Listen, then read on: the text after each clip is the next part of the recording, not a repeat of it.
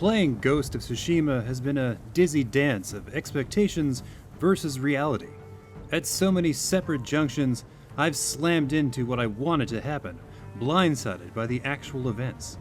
This game wears the fresh skin of an open-world RPG, one crammed full of crafting, karmic choices, and skyrocketing power levels. What I expected and what I experienced struggled for weeks to reconcile their differences.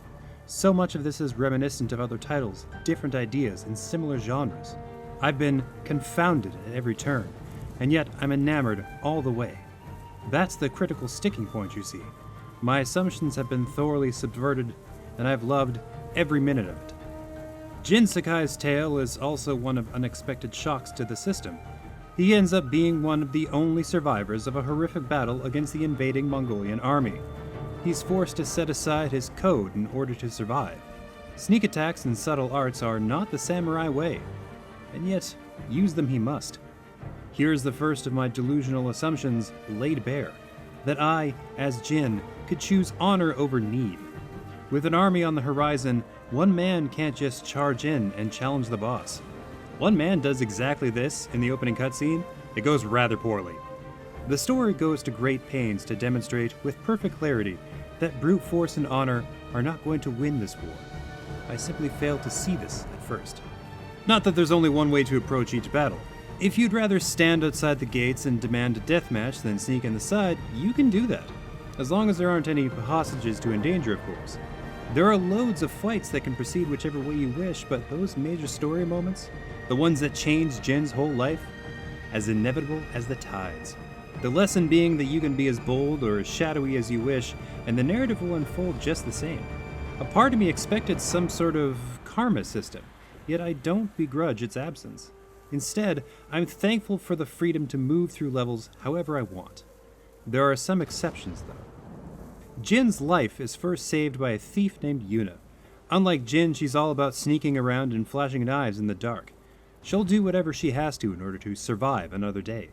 The first time you stab a man in the back, you're treated to a flashback, with your uncle driving home the importance of fighting with honor. From then on, these two paths are in constant conflict, with each one presenting different benefits and drawbacks. In addition, Yuna's missions tend towards stealth. Other characters you run with have the same effect on your stories. An expert archer will find more reasons to shoot people with arrows, or more scenarios where this is the perfect course of action. That's not the only example of organic design at work, either. Ghost of Tsushima's single greatest innovation is in navigation. There is no minimap. Instead, the wind will blow towards your chosen destination. This means that you're no longer staring at one tiny section of the screen all day, being free to take in every scene from top to bottom. This also makes every section a little more moody, a little more suffused with atmosphere. There's no area so beautiful it can't be improved with a lonesome breeze and some well-placed particle effects.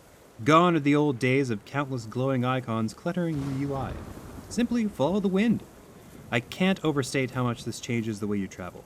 Plus, every time you choose a new destination, a massive gust blows through the area. It's both beautiful and practical. Even the side quests are more streamlined and sleek. Here's where things get slightly contentious. Side missions and activities are always some blend of exploration, investigation, and combat. This means that knocking off several in one sitting is a snap. This also means the emotional impact of certain quests is softened. Seeing a hapless peasant learn the grim fate of their family is less overwhelming the 6th or 7th time around. The main narrative has some sharp fangs when it comes to story beats. This just doesn't always come through in the side content. I found myself smashing through some of these missions with little feeling, but at least doing so was well-paced and rather convenient. You know what never gets old, though? The combat.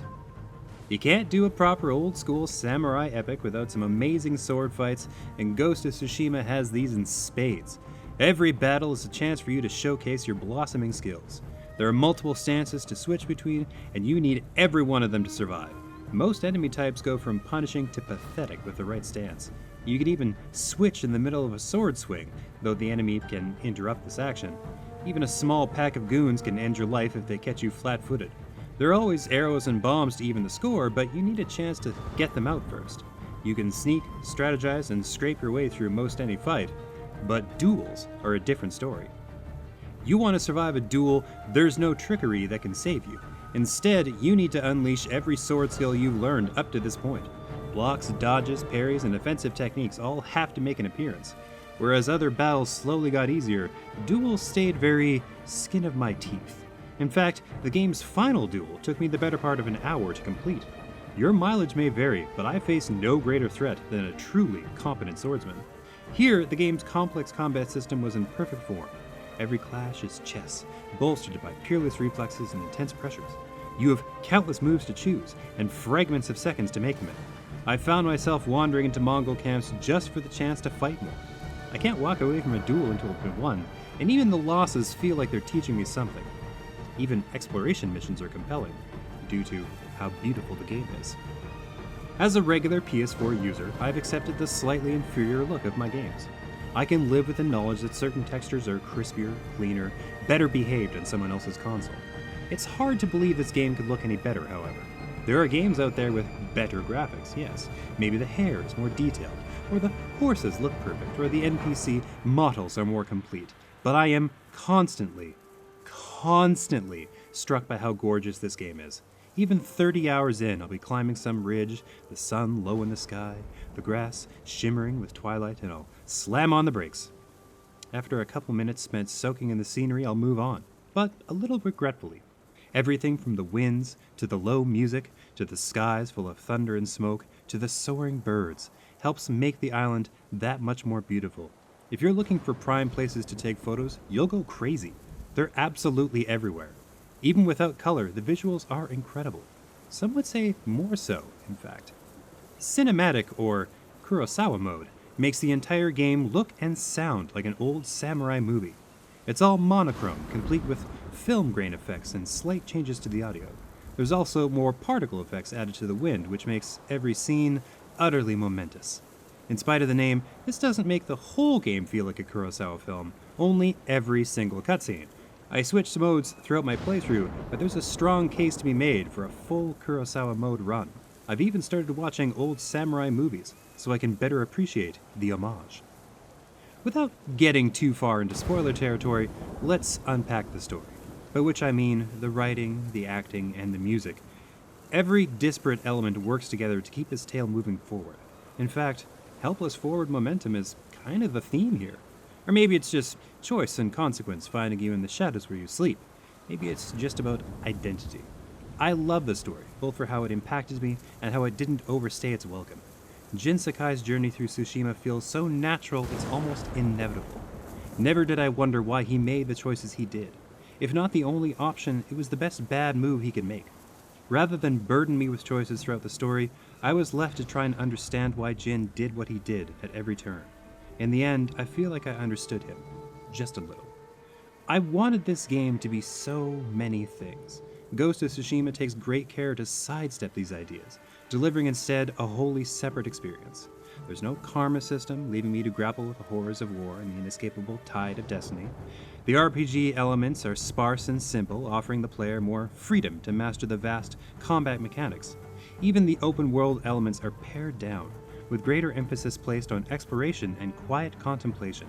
Once I successfully reconciled my expectations with my reality, the game revealed itself as a compelling, masterful work of art.